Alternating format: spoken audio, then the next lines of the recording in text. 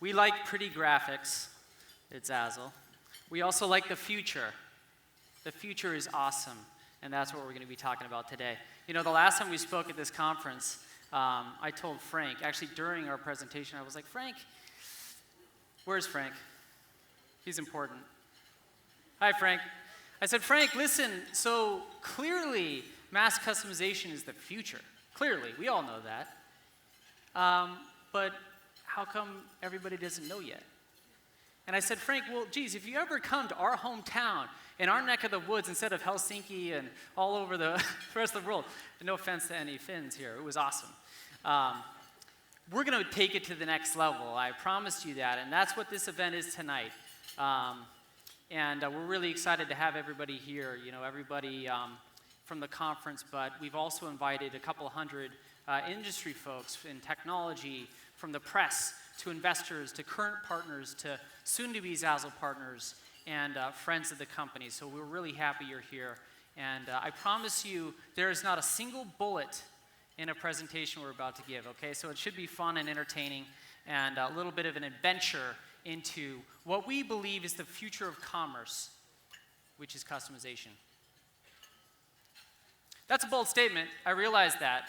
We're saying that the future of all commerce is customization. I realize that is extremely bold. But we believe that's true for very, very simple reasons. Three simple concepts, okay? The first is that mass production simply is not sustainable. It's impossible to predict demand. I think probably everyone in this room knows that truism, but you know, retailers in this constant game of trying to predict what's the economy going to be like in 6 months or 9 months, what's going to be popular, what's going to sell in a certain locale in a certain part of the world to which demographic, it doesn't work. And so we're still stuck in this cycle somehow of mass manufacturers, usually overseas, far away, overbuilding in anticipation of demand. We're never getting it right, and so we end up with almost half of all made goods on the clearance rack at the end of the season, which is a terrible shame. This is not the future that we believe in. Not the future. Not the future. It's also polluting the planet, okay? Landfills, mass production techniques are really harmful to the world, and that's unacceptable, and consumers are becoming savvy to that. Labor conditions often in these places are really unpalatable. And that's got to end. Second reason is even more obvious. Every single human being is unique. I hope you wouldn't challenge me with that. This is not the world we live in.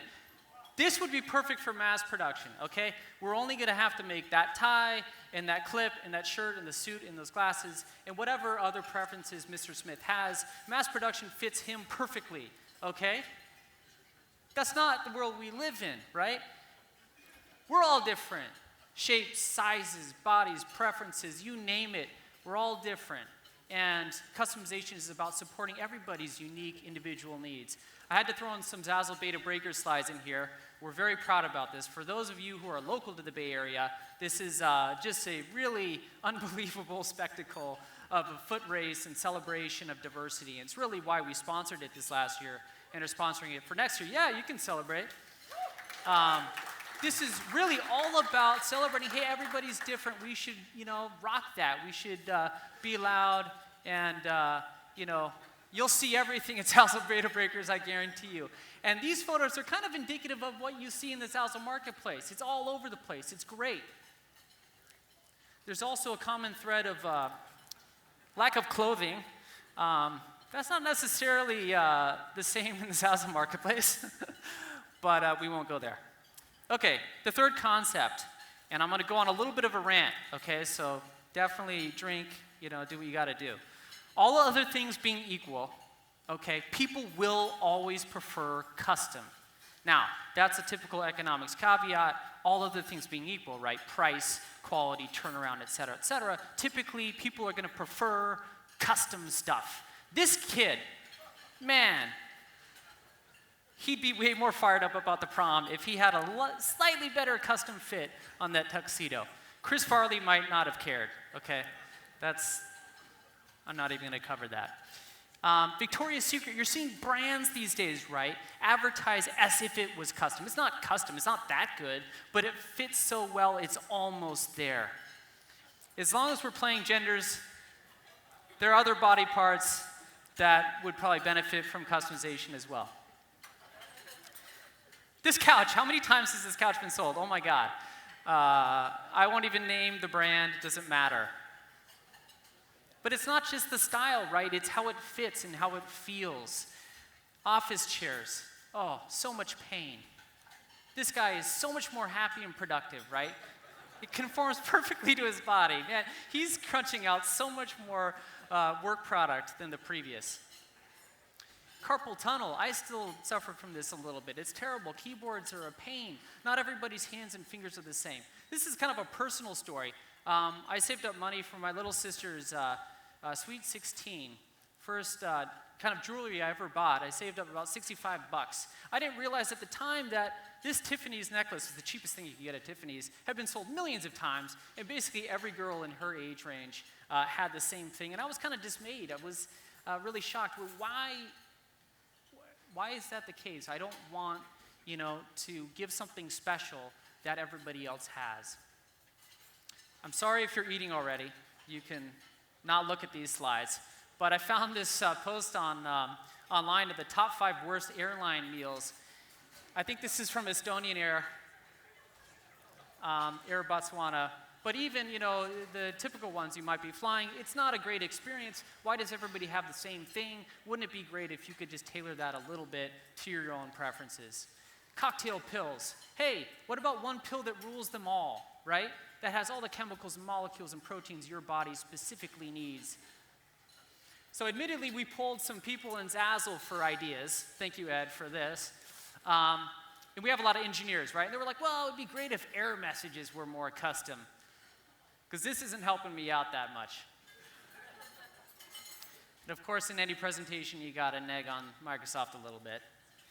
This operation completed successfully. Please tell Microsoft about this problem. Yeah, you got to give them credit, though, okay? Nobody can really edit the unknown. That's unfair. Apple can't even do that. Let's think back even a couple hundred years or more, hundreds of years, right? Look at these red coats. That guy is so bummed out. He's basically wearing a target on his body. Crazy, right? What if you could have customized those uniforms to the terrain and customized your tactics and your strategy? Certainly, it's obvious that this is an effective thing in common military warfare tactics. Custom heads-up displays. Custom Legos, also Ed. I don't know why I left that one in there. Custom mother-in-laws. Now we're getting a little crazy. Custom work hours. Kim Jong-il. So, why is there a slide of Kim Jong-il?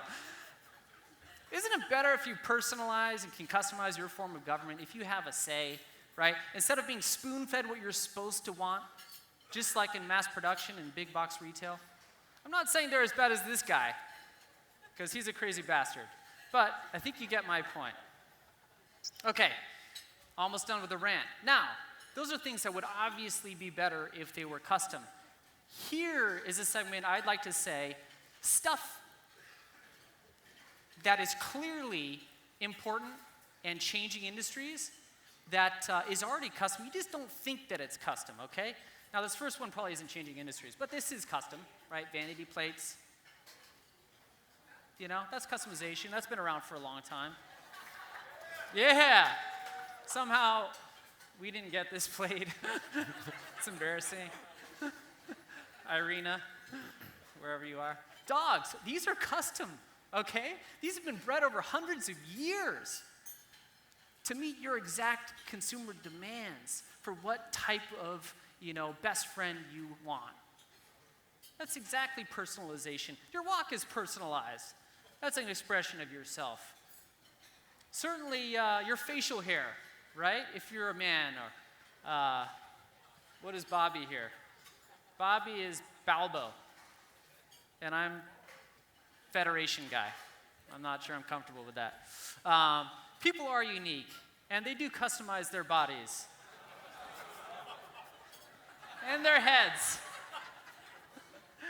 And again, we got to be even across genders, right? Piercings and tattoos, whether simple or more elaborate. This is personalization, people. Makeup. This is a daily personalization experience for many of you in the audience, whether you're looking to go for a Vanity Fair look or something gothic, or if you're an emo rock star, right? That's personalization. Implants, all sorts of implants these days, right? You don't have to applaud, okay? We can keep it on the down low. Tanning, whether you're in a tanning bed or you're bronzing or you're even laying out at the beach and you want to go for 15 SPF instead of 50, that's personalization. Now, taking this a step further, aren't babies custom, right? Aren't you kind of personalizing something when you're picking a mate to create a new being with, right? You're actually personalizing your DNA to hopefully produce something that's better than each of you. Maybe that's a stretch. I'd say that's customization. We've been customizing since the beginning of humankind. Okay, let's get back into reality with more products, right? Building homes, that's customization. How you decorate your home, how you organize your closet, your sleep number bed, that's pretty obviously personalization to your body. Starbucks, right? If you've ever stood in line in a painful Starbucks venue like this one, you know this is all about personalization, right? You don't hear the grande drip coffee often. It's usually the orange mocha frappuccino, soy, non-fat, with cinnamon dash on the top and extra hot, right? This is all about personalization. I would argue this is why Starbucks is such a compelling experience. Cold Stone, hey, 31 flavors wasn't enough, right? Now you got to personalize the flavors to make something totally unique, and your creation is exactly what you specifically want. Weddings are custom. The colors, the flowers, birthdays have always been custom with cakes. Digital media, we would argue every single major trend in digital media, social, mobile, the core value proposition of these services is personalization. Pandora may be an obvious case, right? Because they're serving you music and songs and artists that are tailored to your own preferences versus the radio when you're supposed to expect to like all the top 40 hits, right? But Facebook, this is all personalization. Your specific newsfeed, the content being served to you is only for you. It's based on your personal connections and your network and your friends and family and acquaintances and coworkers. This is 100% personalization, and it's why you check it every day and why Yahoo and the other portals are just so irrelevant these days, it's not even funny. Same with Twitter, right? Versus picking up the newspaper, you're subscribing to people you're influenced by, whether they're celebrities or otherwise. Games, this is a personalization experience. Create your own world, create your own experiences. Mobile, I would argue, is perhaps the most revolutionary personalization experience of all. Not only can you customize all the apps and data and media and content on this device, but it knows where you are. Your specific location as a human being, it knows. And now you can talk to it and it talks back to you. That's 100% personalization.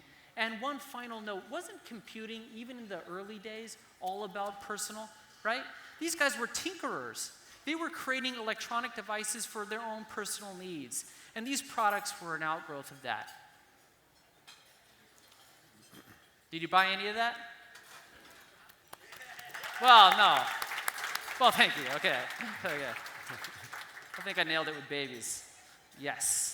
Okay, let's take a step back, and Bobby's going to chime in with the stuff that really matters. How did it get this way, right? We're talking about the future of commerce is customization. Well, where is it now? Where was it? In the early days, actually, everything was custom because it was handmade, right? And consumers actually kind of usually got what they wanted. The Industrial Revolution came along, and that was awesome, especially for us, because it made things affordable with economies of scale that wouldn't otherwise be affordable for consumers. And the unfortunate side effect, however, was limited selection. And suppliers and manufacturers decided what consumers were supposed to want. Of course, the famous Henry Ford quote of, hey, our customers can have any color they want as long as it's black, was, and I would argue still is, the primary mindset of retail and commerce. Traditional marketing was an outgrowth of that. It was all invented to support this reduced selection. You're really supposed to have this season's pair of khaki pants. You need it. You're not complete without them. Why? It makes no sense. It's because they made tens of thousands of those, and they need to sell as many as possible. Well, it turns out consumers are becoming savvy to this whole game, okay? And so nowadays, they're seeking authenticity, right? With collaborations and limited editions and customization gives people a reason to believe. The last step, and what we believe is the beginning now of the future of commerce, is that limited editions of one are where you get exactly what you want, and it's specifically created for you. And you're co-creating these products with manufacturers and with brands. You're creating your own personal brand, just like people do today in social media, on Twitter, and can have fans and followers and blog and create the news and create the entertainment on YouTube. This trend, make no mistake, will happen in commerce as well. The good news is, with a lot of other studies, people do want custom. I'm not just crazy. And that's good for most of the people in this room that are looking to create customization businesses or already have. My final point, and I'll shut up for a little while, is the main takeaway. Consumers are no longer satisfied with being spoon-fed and passive. They're actively creating, they're actively publishing, and creating technologies and systems and products that enable consumers to do this effectively is going to be a very effective strategy for anybody, including for Zazzle. So this is a community of customization and technology, and really, we just want to have a message of partnership with everybody. We'll benefit if everybody else is successful, and we want to share with you how we think that that's going to be possible. How can we make this future of customization and commerce happen bigger and better and faster than ever before? So what does this have to do with Zazzle? What does this have to do with me? I think the answer is, in sum, if you're not familiar with Zazzle, and hopefully you are, is that we're a mass customization company. We've had that mindset from the beginning. We're trying, and really what we're focused on is trying to build the technologies that enable mass customization for ourselves and to enable mass customization for others. So what I'm focused on in engineering, together with the rest of our brilliant engineering team, is overcoming the technology barriers that stand in the way of sort of the economic benefits of mass production and sort of the future benefits of mass customization. I don't know why this slide is here. Proceed. Well, we're technology-driven as a company. This is a palm vein scanner. I just threw it in because I think it looks awesome. You should tell them about it. It's 30 seconds. They'll like it. All right, it's cool. It is cool. Instead of using your eye to get into the lab, you use your palm. It actually illuminates the hemoglobin in your veins with infrared light and reads the image. Super dorky. We're very proud of it. We're the only ones in the United States that have this. Awesome.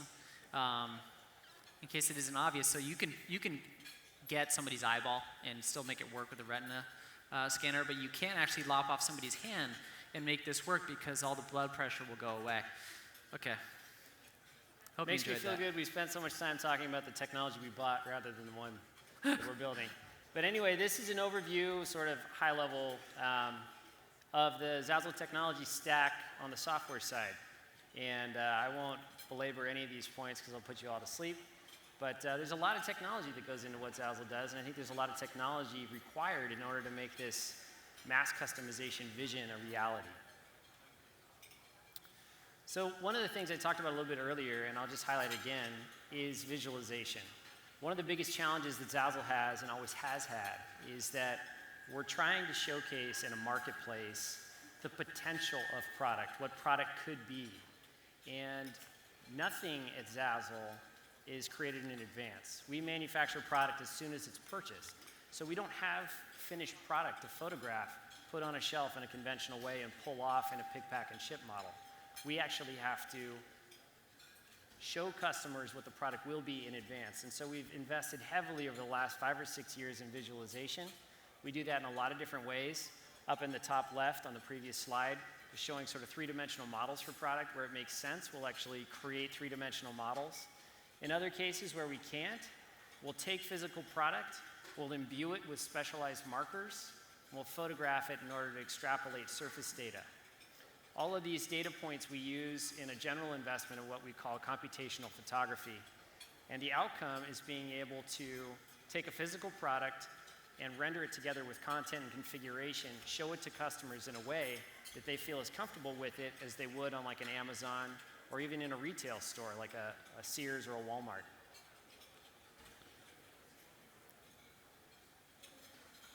Sorry. Okay, so we are good at this. We have really invested heavily in this technology, and one of the classic examples that we use internally and we talk about with partners is the Keds shoe examples. We are privileged enough to work with Keds, a collective brand company, for the last couple of years.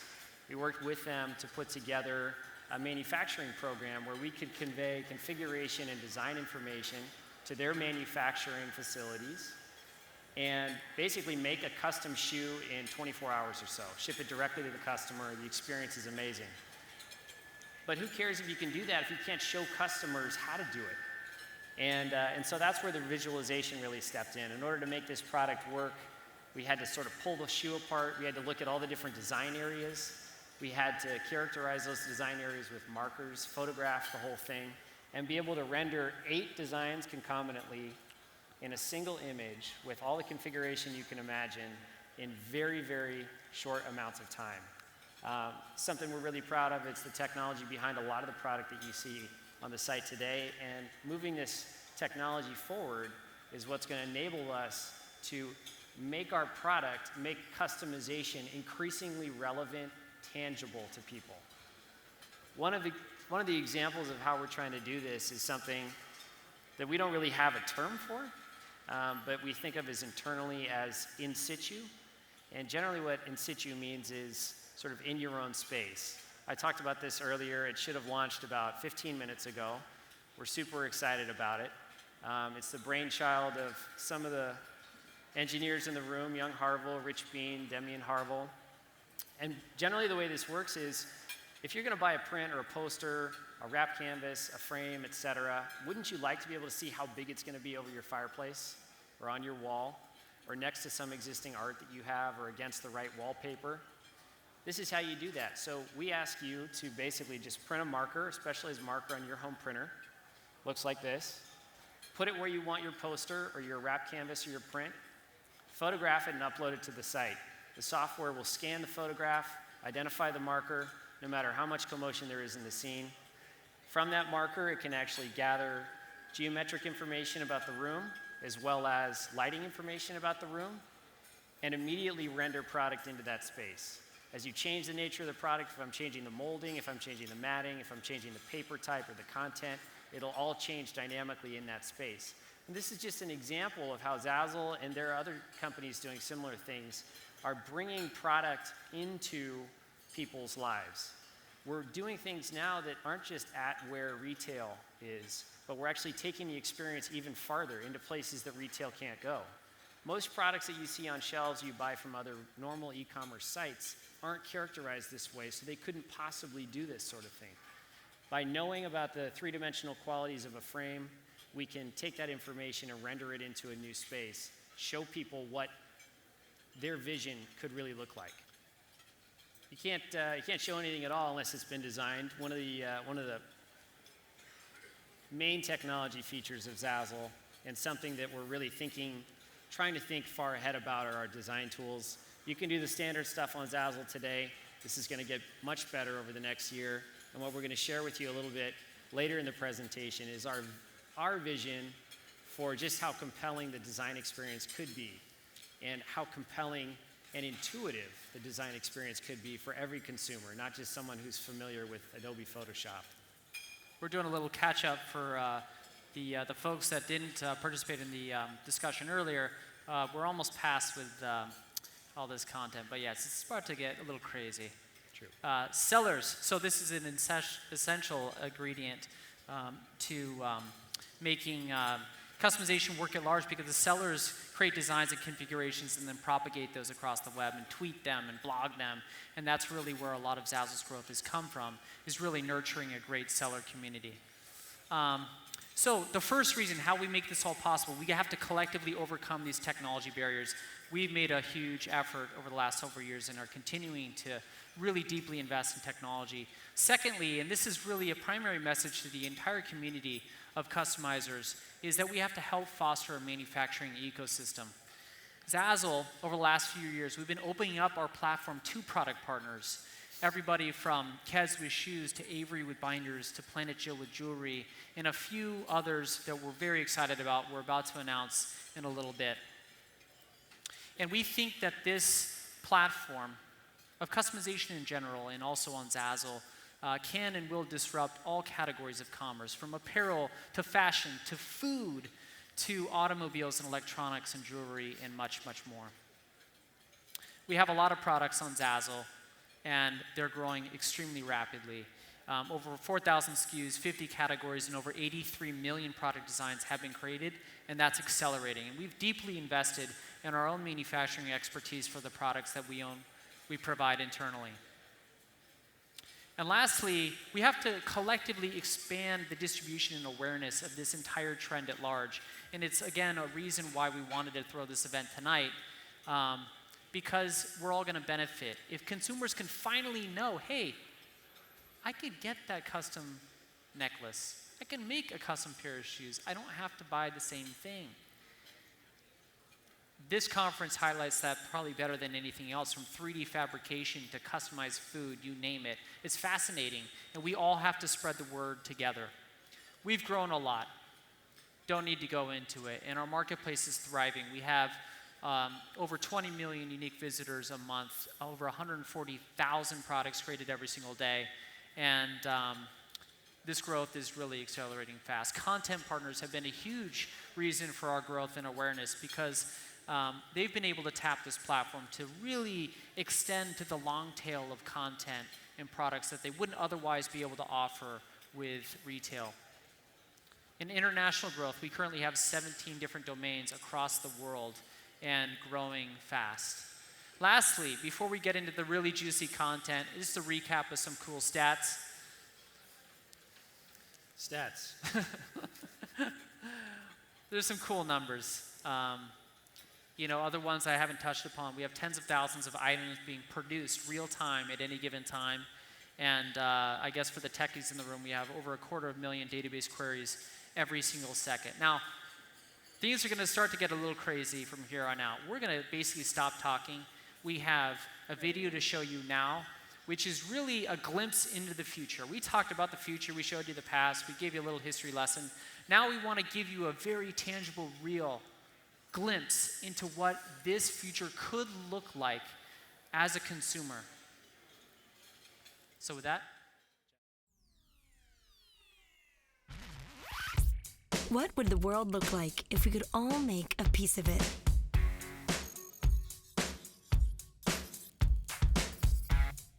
Would it look less rigid, more fluid? Would it be more wild, or more precise? Would it be a place where you never have to grow up?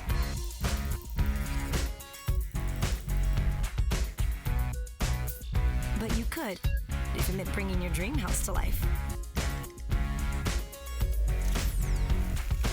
Would it look like a weekend getaway? Or a New York runway?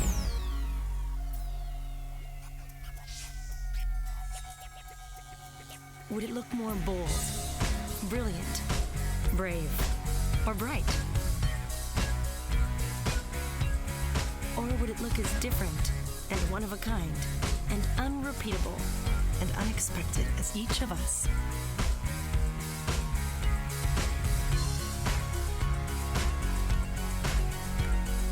And what if the technology behind all this left the world greener too? What would the world look like if we could all make a piece of it? We're about to find out.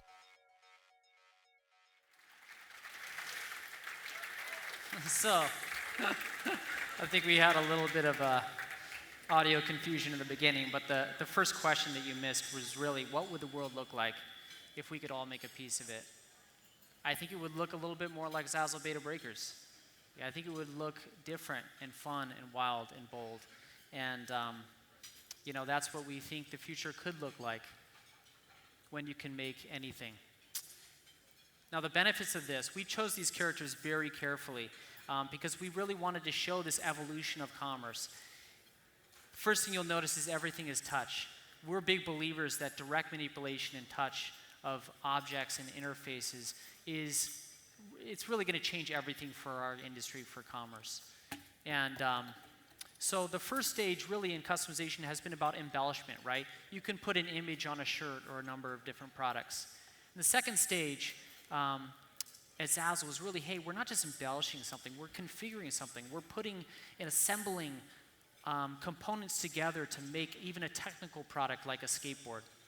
And even after that, we're not just embellishing, we're not just assembling, we're actually cutting and sewing and producing a final product that is 100% down to the thread, unique and custom.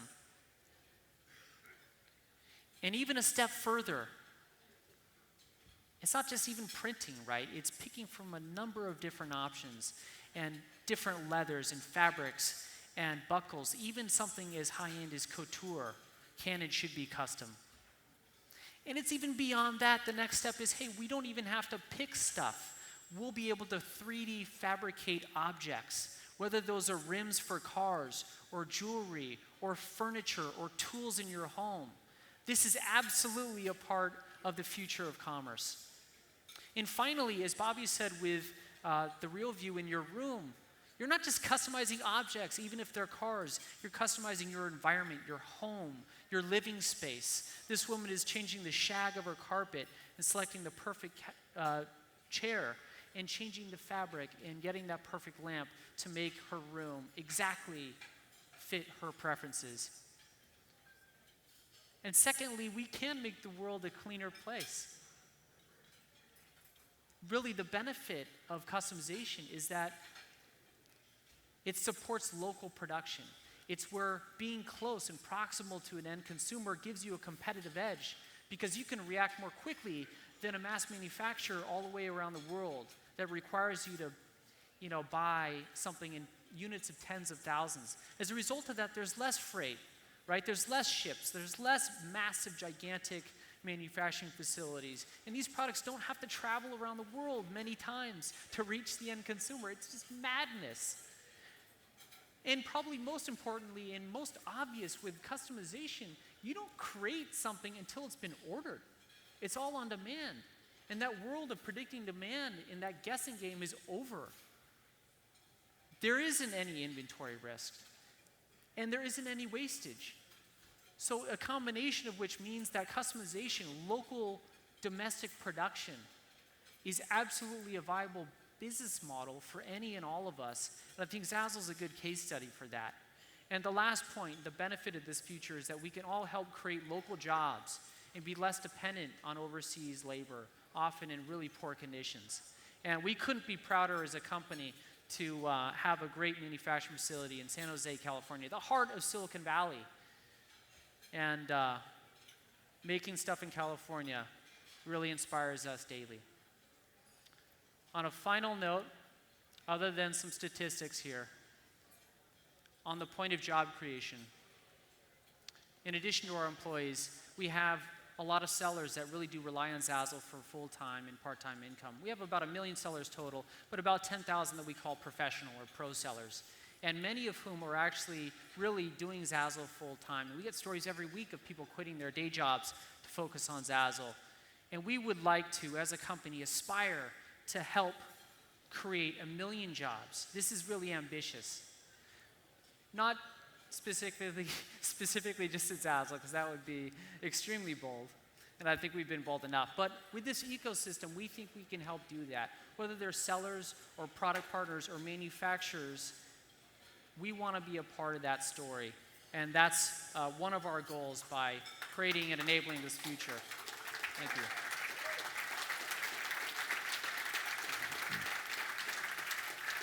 So I guess on a final note, the future is what we all make of it. And thank you so much for coming tonight. We have a lot of entertainment coming that's going to be really, I think, fun. Yes, we do. Man, a few words.